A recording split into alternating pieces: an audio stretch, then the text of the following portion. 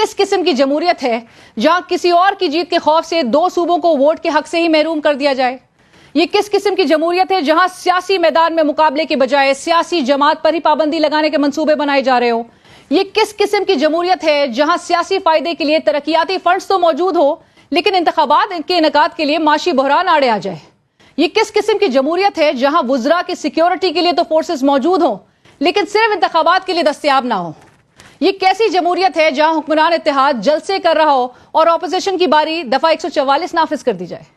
یہ کس قسم کی جمہوریت ہے جہاں سابق وزیر اعظم کے گھر کے دروازے توڑے جا رہے ہوں اور ان پر مقدمات کی سینچری بنا دی جائے؟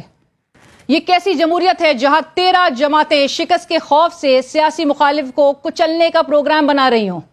یہ کیسی جمہوریت ہے جہاں صحافیوں کو آزادی اظہار رائے اور سچ بولنے کے بدلے اپنی جان ہی گنوانی پڑ جائے؟